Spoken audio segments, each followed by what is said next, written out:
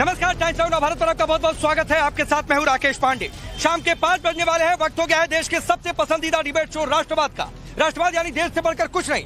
मेरी मौजूदगी वृंदावन में है, प्रेम मंदिर के ठीक सामने। होली की शुरुआत हो गई है, होली का रंग चढ़ने लगा है और मथुरा ब्रिज की गलियों में आपको भीड़ दिखने लगी है।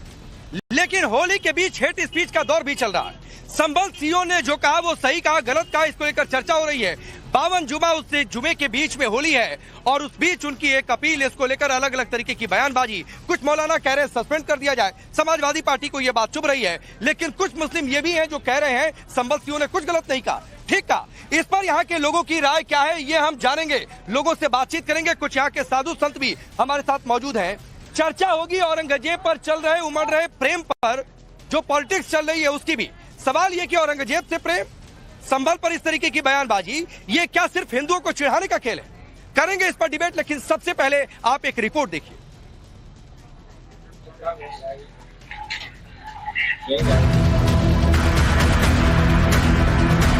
मैं समझता हूं कि हमारे शासन को तुरंत कार्रवाई करके उनको निलंबित करना चाहिए।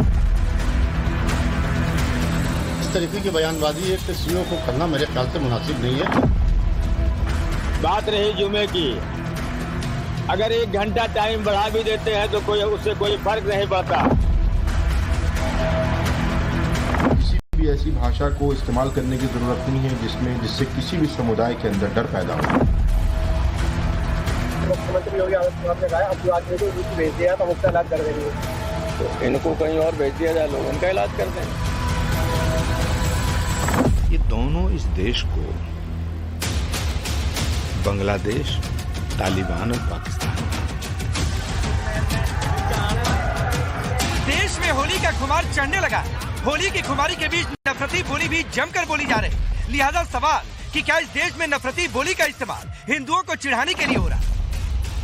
क्या नफरती बोली के जरिए वोट बैंक को साधने और बहुसंख्यकों को बांटने का खेल चल रहा?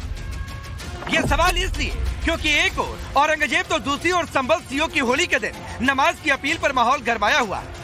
मोर्चा खोला है समाजवादी पार्टी ने। मोर्चा औरंगजेब के समर्थन का, मोर्चा संबल सीओ के खिलाफ उकसाऊ बयानों का। दाव ये चला जा रहा कि संबल सीओ अनुज चौधरी का बयान भड़काऊ है। लेकिन पहले बात औरंगजेब प्रेम पर सपा की योगी से अदावत की। औरंगजेब के समर्थन में खड़े अबू आजमी का समर्थन खुद अखिलेश यादव ने किया। दूसरी ओर सीएम योगी ने अबू आजमी जैसे लोगों का यूपी में आने पर इलाज कर देने की बात कही। यही बात रामगोपाल यादव को चुभ गई। उन्होंने सीएम योगी के भी बाहर जाने पर इलाज की बात कही। मुख्यमंत्री योगी आदित्यनाथ ने कहा अब आदमी को यूपी भेज दिया तो उसका इलाज कर देंगे, तो इनको कहीं और भेज दिया जाए, लोग इनका इलाज कर दें। सीएम योगी पर रामगोपाल यादव का ऐसा बयान देना उनकी राजनीतिक मजबूरी हो सकती है। लेकिन औरंगजेब और उसकी कब्र को लेकर लोगों की क्या सोच है वो भी सुनिए।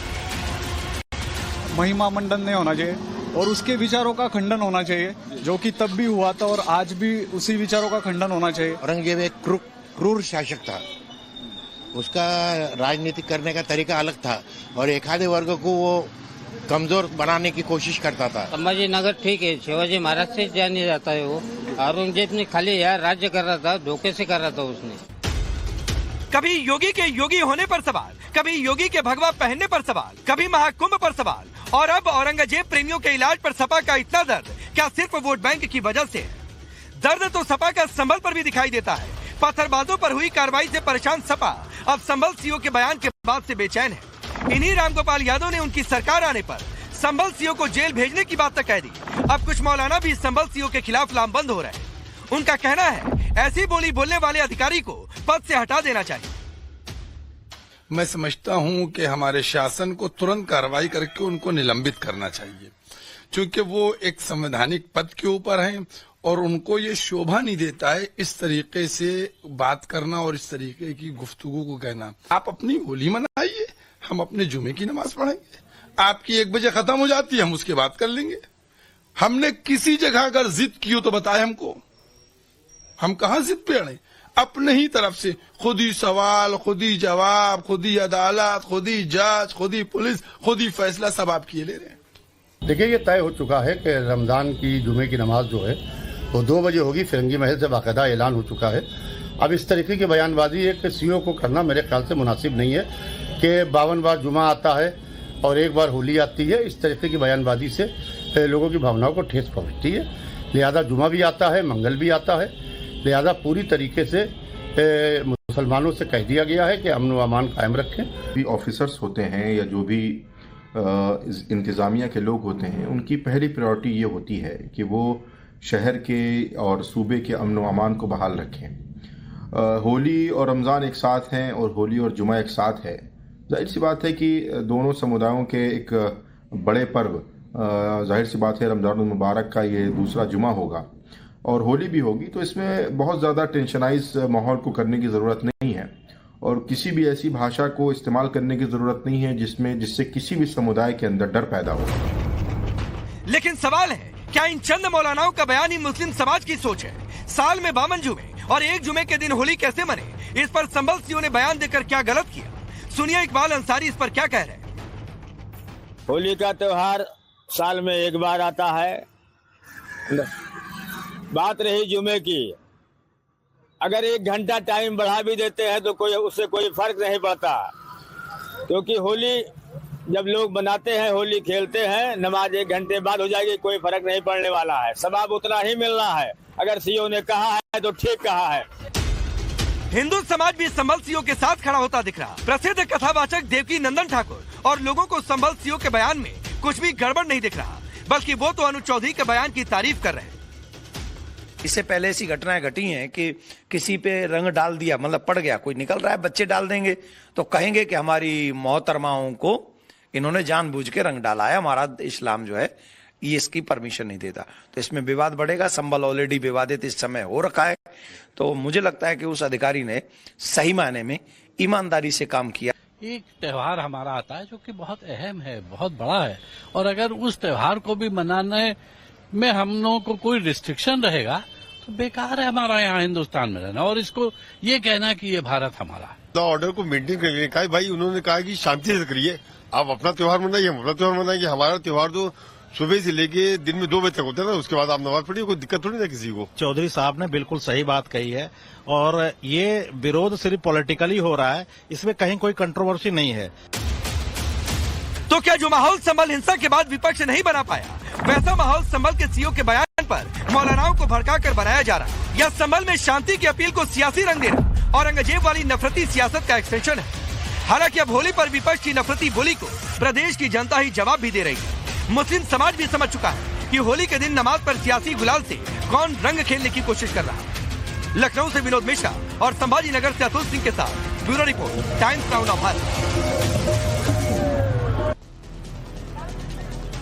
चलिए आपने ये रिपोर्ट देखी। मैं सबसे पहले आपका परिचय जो बाहर से मेहमान मौजूद हैं उनसे करवाता हूं। आरपी सिंह भारतीय जनता पार्टी के नेता और प्रवक्ता जुड़ रहे हैं। मोहम्मद नईम खान पॉलिटिकल एनालिस्ट के तौर पर, सैयद आरिफ हुसैनी है जो कि एमआईएम के नेता और प्रवक्ता हैं, विजय राठी समाजवादी पार्टी के नेता और प्रवक्ता, फाजिल अहमद हमारे साथ जुड़ रहे हैं पॉलिटिकल एनालिस्ट के तौर पर।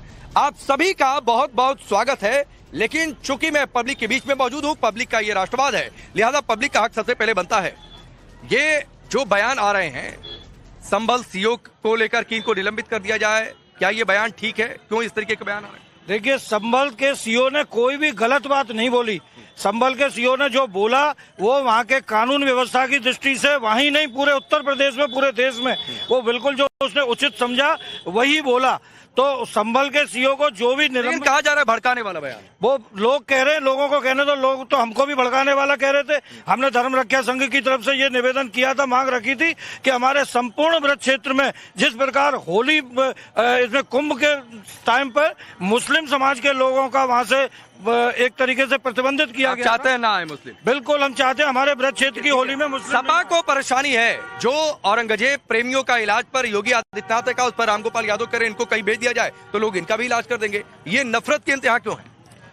ऐसा है, सपा के लोग ये समझ रहे हैं कि उनका वोट बैंक खत्म हो जाएगा।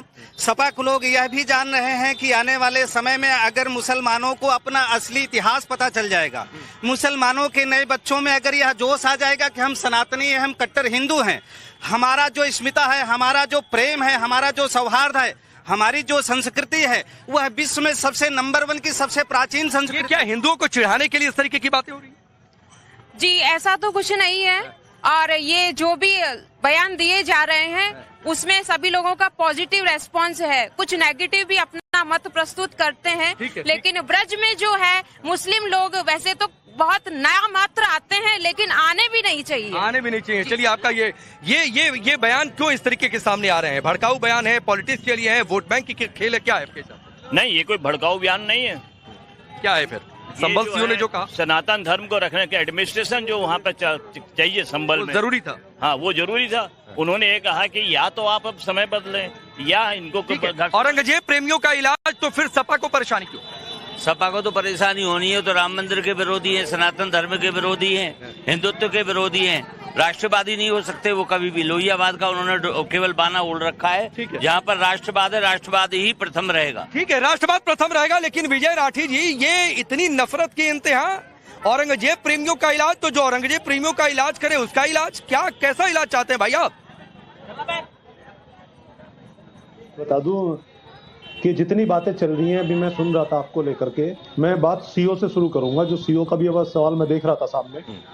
देखिए, जब सीओ भारतीय जनता पार्टी के एजेंट बन के काम करे, तो ये हर पार्टी का या हर नागरिक का, देश का ये कर्तव्य बन जाता है कि उस चीज को सामने रखे। और जितना बेहतर हम जानते हैं शायद कोई नहीं बता सकता। हम इनके पड़ोसी हैं। अपने भाई को बीडीसी उठा करके ब्लॉक प्रमुख बनवाना मुजफ्फरनगर सदर से, अपने भाई के लिए मीरापुर की सीट से उपचुनाव में टिकट मांगना, अपने भाई को बीजेपी का जिला उपाध्यक्ष बनवाना, ये एक सीओ के काम हो सकते हैं? सीओ की कार्यशैली एक अधिकारी की नहीं है। मुख्यमंत्री जी को, भारतीय जनता पार्टी को, आला जो इनके अधिकारी और शीर्ष पे बैठे जो नेता, उनको खुश करने का काम सीओ अनुज चौधरी कर रहे हैं। इनका अगर कार्यशैली देखनी है तो आइए मुजफ्फरनगर, देखिए किस तरीके से पता चलेगा कि अधिकारी है, भारतीय जनता पार्टी के कार्यकर्ता है। तो अगर भारतीय जनता पार्टी के कार्यकर्ता की तरह काम करना, तो कार्यशैली होनी चाहिए थी विजय राठी? पत्थरबाजों को खुली छूट दे दी जाए? वर्दी उतार क्या आप चाहते हैं कि होली के दिन जुमा है, उस दिन कोई गाइडलाइन प्रशासन ना जारी करे? आप ये चाहते हैं इस तरीके की कार्यशैली हो? आप ये चाहते हैं विजय राठी? का काम भी इन्हीं ने करा है, ये पत्थरबाजी भी इन्हीं का देन है, ये दंगा भी इन्हीं की देन है। और ये जो चेतावनी नहीं, तो आपने देखा था, ये सपा के हेडक्वार्टर से जारी हुआ है, कोई सबूत है आपके पास? और आप कह रहे हैं परिवार की बात। विजय राठी कोई भी कहे, कम से कम भाई आप लोग ये बात मत कहा करिए। आपकी पार्टी का आदेश, आपकी पार्टी पर आधे से अधिक परिवार के लोगों का कब्जा है। कितने विधायक, कितने सांसद आपके परिवार से बन गए? मैं नहीं उधर जाना चाहता हूँ। एक परिवार आपकी पार्टी को चला रहा है, यादव परिवार, तो मैं उधर नहीं जाना चाहता हूँ। लिहाजा ये परिवार की सियासत उधर इधर उधर की, ये ज्ञान कम से कम आप लोग मत दिया करिए, हजम नहीं होता है भाई। वर्दी की आड़ में राजनीति कर रहे हैं, खुल के मैदान में आइए ना, दो हाथ हो जाए। किसने मना किया? उतारिए वर्दी। अरे तो इसमें राजनीति कहाँ है? अपने भाई, मेरे भाई, राजनीति कहाँ है विजय राठी? आप ये कहिए कि बयान सही दिया, गलत दिया, देना चाहिए था, नहीं देना चाहिए था, वो एक अलग विषय हो सकता है, लेकिन इसमें सियासत क्या है?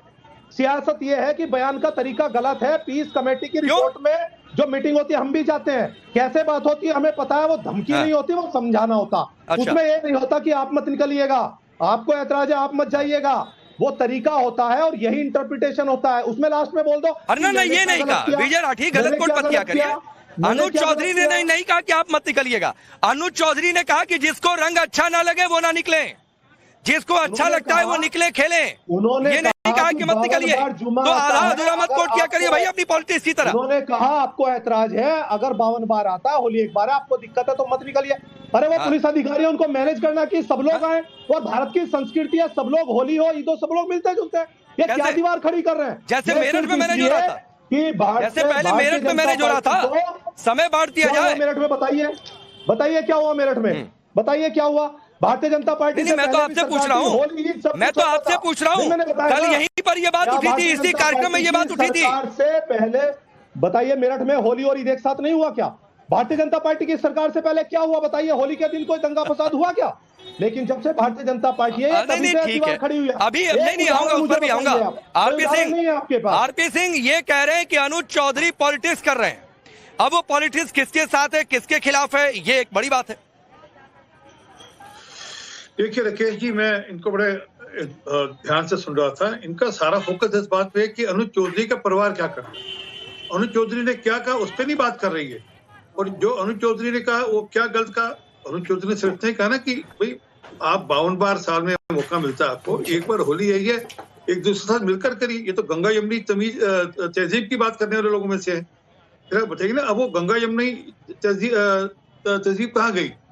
अब तो कोई बात नहीं है जी, क्योंकि बात करते अब उनको लगता है कि नहीं अरे देश को तोड़ने वालों, हमारे को मौका मिलेगा तो हम करेंगे। गद्दारी करने वालों, आप वकीलों ने मना किया ना, आपको तो नफरत है इस चीज से, नमाज पढ़ आपके मुंह से ये बात शोभा नहीं देती। क्या दिक्कत है इसमें? सीओ ने इतना ही कहा भैया आप अपना टाइम एडजस्ट कर लीजिए, या आप फिर होली के रंग पर ऐतराज मत करिए। और वो कॉशन कर रहा है कि अगर कोई बेटी बहन कोई और जाए और रंग लग जाए तो उसमें बुरा मत मानिएगा। इसमें राजनीति क्यों करनी है? एक उसका काम है कि एडमिनिस्ट्रेशन ठीक रहे, वहां पर लॉ एंड ऑर्डर ठीक रहे, उसकी वो चिंता कर रहे हैं। आपको अपना समय याद आ गया कि जब आप थानों में घुसकर थानेदारों को पीटते थे, वो समय याद है ना आपको, जब आपके थानेदार भैंसों के पीछे भागते थे। तो वैसा नहीं है यूपी। आज यूपी लॉ एंड ऑर्डर के हिसाब से ठीक है, और बिल्कुल जो भी शरारत करेगा उसकी चिंता करेगा। नहीं, मैं इस पर भी आता हूँ। आरिफ हुसैनी हमारे साथ जुड़ चुके हैं, आरिफ हुसैनी जुड़ चुके हैं। आरिफ हुसैनी, होली का त्योहार है भाई, प्रेम का त्योहार है, मिलजुल कर एक दूसरे को रंग खेलते हैं। बहुत जगहों पर मुस्लिम समाज के लोग भी होली में शामिल होते हैं, लेकिन ये इस तरीके की बात है। सीओ ने कह दिया कुछ, औरंगजेब पर बात, तो फिर तो ऐसा दर्द है कि वो दर्द खत्म ही नहीं होता है।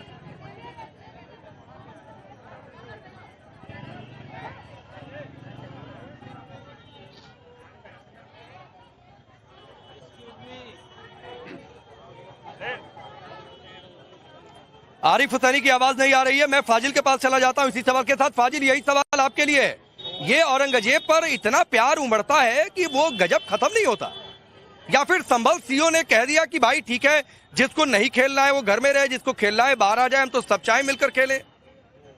किसकी पॉलिटिक्स खत्म हो रही है इससे? कल भी मेरी आपसे बात हुई थी, तब मैंने कहा था कि पुलिस मैनुअल के हिसाब से पूर्व डीआईजी डीजीपी विक्रम सिंह ने बाकायदा टीवी डिबेट में कहा कि इन्होंने कोड ऑफ कंडक्ट का वायलेशन किया है। एक किसी भी वर्दीधारी अधिकारी को प्रेस कॉन्फ्रेंस करने का अधिकार नहीं होता है, वो सक्षम पीआरओ अफसर होता है। एसपी का पीआरओ लिखित में प्रेस नोट रिलीज करता है। अब अगर आप अपनी जबरदस्ती शासन चलाना चाहते हैं, आपको बहुत अच्छे लग रहे सीओ फाजिल भाई, सुनिए ना, आप जिस वीडियो की बात कर रहे हैं, फाजिल भाई जिस वीडियो की बात कर रहे हैं और जिन विक्रम सिंह जी की आप बात कर रहे हैं, वो वीडियो आपने मुझे भेजा था, मैंने वो वीडियो सुना भी था। उसमें जो उन्होंने कहा था कि इस तरीके के संवेदनशील मुद्दों पर क्या उनको अधिकृत किया गया था, नहीं किया गया था, ये एक अलग का विषय है। पुलिस मैनुअल के हिसाब से ऐसा नहीं कि वर्दीधारी प्रेस कॉन्फ्रेंस नहीं करते हैं, कई सारी प्रेस कॉन्फ्रेंस हुई है, वर्दीधारी प्रेस कॉन्फ्रेंस करते हैं, तो ठीक है ना, ये डिपार्टमेंट देखेगा भाई। फाजिल अहमद, ये डिपार्टमेंट देखेगा कि उस समय सीओ ने जो बयान दिया वो ठीक दिया, गलत दिया, देना था, नहीं देना था, अधिकृत थे, नहीं थे, ये डिपार्टमेंट देखेगा, ये डिपार्टमेंट देखेगा ना। नहीं, आप कैसे तय करेंगे फाजिल अहमद? ये डिपार्टमेंट देखेगा कि मैं कहाँ जस्टिफाई कर रहा हूँ, मैं कोई जस्टिफाई नहीं कर रहा हूँ, मैं सिर्फ ये सवाल उठा रहा हूँ कि अगर उन्होंने ये कहा कि भाई जिसको रंग नहीं खेलना है वो घर में रहे, तो इससे किसी को दिक्कत क्यों हो गई? हाँ, डिपार्टमेंट देखेगा, मैं कुछ नहीं कर रहा हूँ। मैं कह रहा हूं कि अगर अनुज चौधरी की ये अपील कि जिसको रंग नहीं खेलना है थोड़ी देर के लिए घर में रह ले, तो ये कुछ लोगों को इतना बुरा क्यों लग रहा है कि इस तरीके की भड़काने वाली बातें हो रही है? आज कोई नहीं है क्या? हजारों साल से साथ हम लोग होली खेल रहे हैं, नमाज पढ़ रहे हैं, कोई नई बात हो रही क्या देश के अंदर? कब होली और जुमा की दुनिया में पूरे इतिहास में आज तक क्या पड़ा? और दूसरी बात, औरंगजेब की आपने कहा, तो औरंगजेब भी सबकी गर्मी निकाल लेते, इसीलिए लोग ना आज उनकी चर्चा कर रहे हैं। औरंगजेब भी तो सबकी गर्मी निकालते थे, इसीलिए ना आज उनकी चर्चा हो रही है। आज क्यों उनको बुरा कर रहा है? तो जो लोग आज औरंगजेब की भाषा बोल रहे हैं, क्या उनको से इतिहास माफ करेगा? उनको भी तो इतिहास माफ नहीं करेगा। अगर आप भी तो औरंगजेब की भाषा बोल रहे हैं, आप भी क्रूर शासक जैसी, आप तो लोकतंत्र के राजा हैं, वो तो राजशाही के राजा थे, और आप तो लोकतंत्र के राजा होते हैं। आपकी भाषा इतनी क्रूर है, कोई आम आदमी पसंद नहीं कर रहा है। इनके पूर्वजों ने डर के नहीं, रुकिए की नोक में ठीक है, इस्लाम कबूल किया था। नईम, यस, औरंगजेब की गर्मी की बात कर रहे हैं। नईम खान ये कह रहे हैं कि यहाँ पर औरंगजेब की भाषा बोली जा रही है। अब ये सोचने की बात है कि यहाँ पर औरंगजेब की भाषा अगर बोली जा रही होती तो क्या फाजिल अहमद यहाँ पर बैठकर बोल पाते क्या? या फिर आरिफ को यहाँ पर बुलाया जाता बोलने के लिए, या फिर आपको बुलाया जाता बोलने के लिए? बोलने की इजाजत दे रहा है, किसी का एहसान नहीं है मेरे ऊपर जी। मैं आपसे फिर इतना कहूंगा, तो बिल्कुल दे रहा है, तो मत कहिए कि यहाँ पर औरंगजेब की भाषा बोली जा रही है, क्योंकि भारत के संविधान में औरंगजेब की जगह नहीं है फाजिल, इसलिए औरंगजेब की वकालत मत किया करिए मेरे सामने। आई बात समझ में? उसी भारत के संविधान में औरंगजेब की जगह नहीं है। चलिए रुकिए, नईम खान बोलिए, रुकिए, एक्सपोज हो गए, देखिए फाजिल आप एक्सपोज हो गए, आप एक्सपोज हो गए, इसीलिए आप एक्सपोज हो गए। रुक जाइए, नईम खान बोलिए। अगर आप मुझे इजाजत दें तो मैं अपनी बात चंद सेकंड में रखूं। जहां तक डीओ साहब का सवाल है, ये इनका एक व्यक्तिगत बयान है, और जहां तक मुसलमान लोगों को मैं समझता हूं या जिस धर्म विशेष से मैं ताल्लुक रखता हूं, हम लोगों का ये मानना है कि तमाम मुसलमानों का इतना दिल शुरू से बढ़ा रहा है, और हम लोग इतनी गंगा जमुना तहजीब में विश्वास रखते हैं कि 1 घंटे अगर नमाज थोड़ी सी आगे पीछे होती है तो इससे कोई खास फर्क नहीं पड़ता। मैं खुद बचपन से लेकर अब तक 1 बजे भी नमाज पढ़ता आया हूँ, 1:30 बजे भी नमाज पढ़ता आया हूँ, 2:30 बजे भी नमाज पढ़ता आया हूँ, क्योंकि मेरा मजहब इसकी इजाजत देता है और इसमें इतना बड़ा कोई ब्लंडर नहीं हो गया है। तो इसको आराम से लीजिए, और ये एक बहुत संशील मुद्दा है, इस पर आप राजनीति बिल्कुल मत गरमाइए, कोई भी लोग इसको पॉलिटिकल एस्पेक्ट से मत जोड़िए। नहीं नईम भाई, लेकिन मुझे ये बताइए कि ये इतनी बेचैनी क्यों हो रही है कुछ लोगों को, जैसे फाजिल को इतनी बेचैनी हो रही है, जैसे सपा को इतनी बेचैनी हो रही है, कुछ मौलाना है उनको इतनी बेचैनी हो रही है, कई सारे मुस्लिम है। इकबाल अंसारी जिन्होंने अयोध्या का पूरा केस लड़ा, वो तो ताल ठोक कर कह रहे हैं संभल के सीओ ने ठीक कहा, क्या गलत कह दिया? तो क्या वो मुसलमान नहीं है क्या? देखिए, हर धर्म, मैं आपसे ये कहूंगा, हर धर्म विशेष में हर तरह के लोग होते हैं और सबका एक अपना है अपनी बात को प्रेजेंट करना। तो मैं किसी की बात ना करते हुए मैं आपसे एक कॉमन अगर बात करूं तो जितना मैं मुसलमानों को समझता हूं या जानता हूं, या मैं अपनी 7 पीढ़ियों को समझता आया हूं, हम लोग बहुत एक सब्र को सामने रखते हुए बात करते हैं, और हमें लगता है कि हम बचपन से होली भी खेले हैं, दिवाली भी खेले हैं, इन लोगों ने हमारी ईद की सिवैयां भी खाई हैं, हम लोग इन्हीं के साथ पढ़े हैं। आज मैं पहली बार सुन रहा हूँ कि जुम्मा साथ पढ़ रहा है, ये तो शुरू से बिल्कुल ठीक बात है, और यही हिंदुस्तान की खासियत है कि यहाँ पर ईद की सेवैयां, होली के रंग, सब दिवाली की पटाखे सब एक साथ चलते हैं। मैं लोगों के बीच जाऊं, लेकिन उससे पहले आरिफ भाई आपके पास आ रहा हूं। ये औरंगजेब से प्यार, भाइयों को इस बात से कुछ खुशी मिलती है कि वो आधे घंटे फालतू होली खेल लें, और मैं अगर अपनी नमाज 15 मिनट आगे पीछे पढ़ सकता हूँ जिसकी धर्म मुझे इजाजत देता है, तो इसमें कोई हर्ज की बात नहीं है, ऐसा मेरा व्यक्तिगत मानना है। बिल्कुल कोई हर्ज की बात नहीं है, और इसके लिए अगर कोई अपील की जाती है तो उसको अन्यथा भी बहुत नहीं लेना चाहिए, चाहे भले वो सख्त अंदाज में की गई हो। लेकिन अरे भाई, ये औरंगजेब से इतना प्यार, संभल सीओ की इतनी खिलाफत, बहुत पॉजिटिवली लेना चाहिए था संभल सीओ के बयान को। बहुत सारे लोगों की ऐसी राय है, लोग इस बात को कह रहे हैं कि उसको पॉजिटिवली आप क्यों नहीं लेते। लेकिन ये क्यों है भाई कि औरंगजेब जो नहीं है, जिसने इतना कलंक बोया इस देश में, उससे इतनी हिमायत? जी नहीं साहब, देखिए, औरंगजेब का जो इतिहास रहा है, औरंगजेब का जो कार्यकाल रहा है, औरंगजेब का जो कार्यकाल हुआ है आज से 300-400 साल पुराना है, उसको इतिहासकार बताएंगे। यहाँ पर आप और हम बैठ के नहीं इसके ऊपर चर्चा कर सकते। दूसरी बात, आज लाइमलाइट में आने के लिए कोई भी लोग औरंगजेब रहमतुल्लाह अलैह है, वो छत्रपति शिवाजी महाराज हो या सीओ साहब हो, इनको इश्यू बना के बहुत बड़ा टारगेट कर दे रहे, हिंदू मुसलमान का टारगेट कर दे रहे। देखिए, सीओ साहब ने जो वाक्य का इस्तेमाल किया है संभल में, उन्होंने राजनेता की तरह बात किया है। अगर वो बात राजनेता करते तो उसका असर ज्यादा होता था, लेकिन आप एक संवैधानिक पद पे, आपका काम है वहाँ पे लॉ एंड ऑर्डर को मेंटेन करना, आप लॉ एंड ऑर्डर को मेंटेन करने की बात करनी चाहिए था, लेकिन सीओ साहब ने राजनेता की तरह बात का इस्तेमाल किया है। यहाँ पर इसलिए उनका विरोध हो रहा है। उन्होंने सबको समान नजर से देखना चाहिए था, उन्होंने खुद जाके वहाँ पर एक मीटिंग लगाना चाहिए था, वहाँ पर मुस्लिम धर्मगुरुओं को बुलाना चाहिए था, त्योहार मनाने वाले हमारे भाइयों को बुलाना चाहिए था, और टाइमिंग आगे पीछे कर सकते थे, किसी की उस पर कोई आपत्ति नहीं हो सकती थी। लेकिन हिंदू मुसलमान का इश्यू बढ़ा है, इसलिए कि इनको कुछ करके दिखा रहे हैं, इसलिए ये खतपानी देने का काम। अच्छा आरिफ भाई एक बात बताइए, एक तो पीस पार्टी की, पीस कमेटी की वहां पर मीटिंग हुई थी, उसके बाद इन्होंने बयान दिया। मुझे एक बात बताइए, उनके इस बयान से आपको क्यों लगता है कि कानून व्यवस्था बिगड़ सकती है? जी नहीं साहब, ये जो है इनका काम है रूल ऑफ लॉ को लागू करना, इनका काम है पूरे संविधान को मेंटेन करना। इन्होंने राजनेताओं की तरह बात करके थोड़ा सा मामले को गलत कर दिया। मैं भी कहूँगा कि उन्होंने कोई गलत बात नहीं की। अगर जिस चीज से मैं कह रहा हूँ, क्यों आपको नेता जैसा बयान लग रहा, क्यों इससे कानून व्यवस्था बिगड़ने का डर आपको लग रहा है? आरिफ भाई, मैं ये जानना चाह रहा हूँ, फिर इस पर लोगों की राय लूंगा मैं। नहीं, इसलिए लग रहा है कि उन्होंने जिस भाषा का जिस जगह पे उपयोग किया है, उस स्थान पर उसका उपयोग नहीं करना चाहिए था। दोनों समाधाओं को बिठा के अगर करते तो इसकी बात का ज्यादा असर होता। नहीं, उन्होंने ये कहा है ना कि